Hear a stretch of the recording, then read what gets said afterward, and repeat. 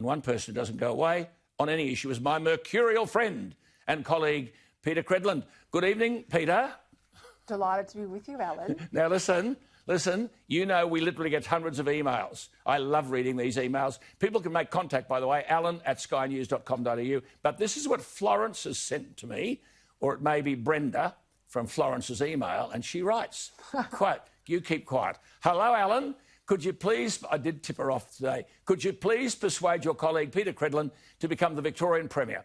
This state reeks of corruption from the police department to the Andrews Labor government's union ties. It is sending the state financially and morally bankrupt. Please, Peter, Victorians desperately need a genius to fix up this disarray of incompetence. Well, what does Miss Credlin say to that? Well, I bet you didn't know my mother's name was Brenda. That's why I'm laughing. My mother's name is Brenda, so she's probably at the bottom of that email. Oh, look, I think it's a massive job to clean up Victoria. I think there's systemic failures. It's not just one thing. It was not just one issue in relation to the last couple of months, but it goes beyond that. You know, it's the Belt and Road Chinese deal. It's corruption inside the Labor Party, so much so that the Premier's put it into administration. I think, and the debt. We talked about the debt. Yeah. Listen, you've sidestepped the question. Victoria, Melbourne or Canberra? We'll let it pass for this moment. I've got to tell you. I'm busy Listen, here. OK, this is fascinating stuff. Gough Whitlam dismissed in 1975. I was there.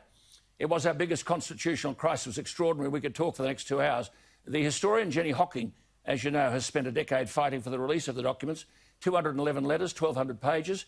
The High Court ruled that they be released. I said yesterday they'd tell us more about Sir John Kerr than they did about the Queen.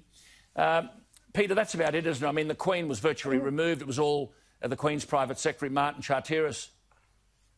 Well, a lot of people, though, and Jenny Hocking is one of them, and I spoke with Troy Bramston about this tonight, they were all part of this conspiracy movement that wanted these letters out there because they thought it would prove some sort of nexus between the Governor-General in Australia and the Crown, the Queen in this case, obviously. And it did not. And in these letters, it made it very clear. Charteris said at the time in the letters that the monarch has no part in the decisions which the Governor-General must take. Couldn't be clearer than that. And the quotes going back from Australia were, you know, basically, this is from Kerr, under the Constitution, the responsibility is mine. He is accurate.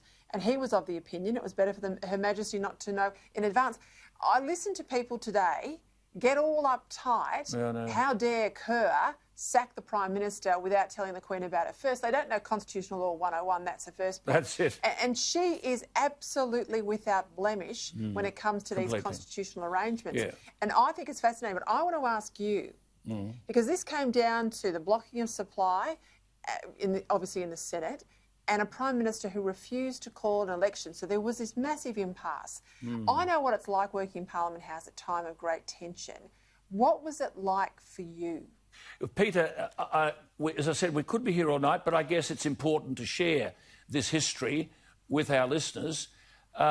Firstly, Billy McMahon was the first person. We never knew how the former Prime Minister Billy McMahon got his information, but he walked into Doug Anthony's office and said, and everyone knows Billy had a bit of a squeaky voice, and he said, they've sacked him.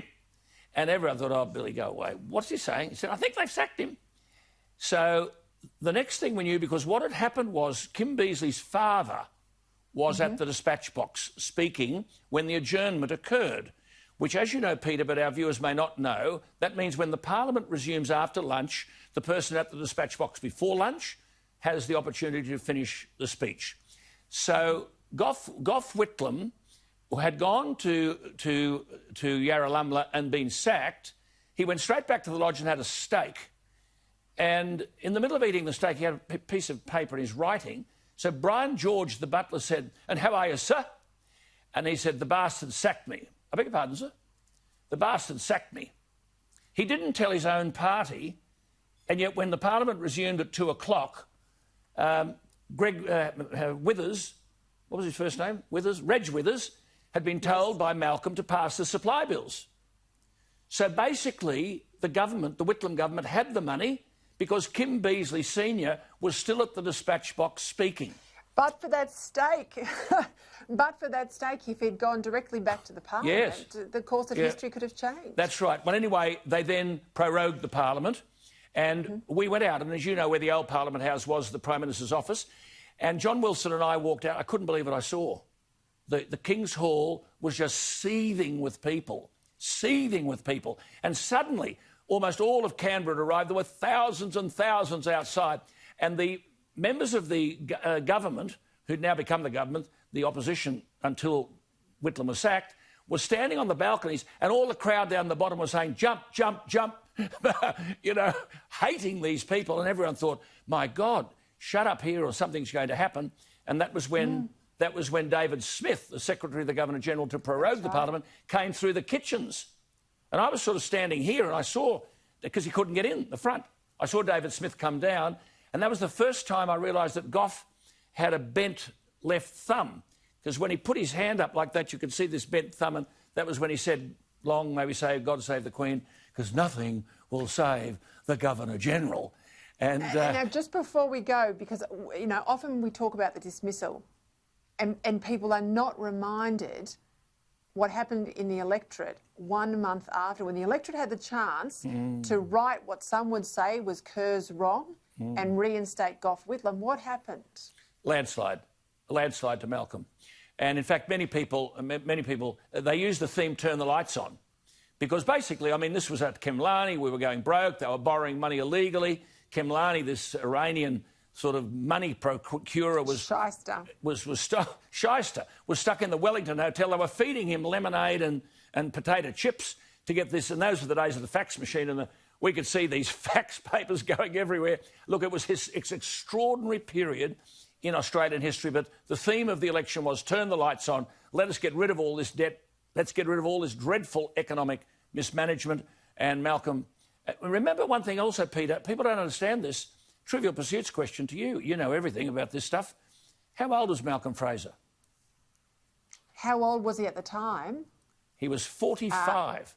I was going to say just in his 40s, wasn't he? Yes, 45, and Tammy was only 39. So they were very, very young. And Doug and Margot Anthony were very young. So it was a whole new world. Look, there's lots of things I wanted to talk to you about tonight, but we'll leave it till next week, and we'll see you then, eh?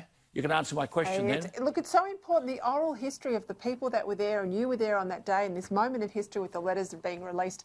I think it's really important we talk about it. Yeah.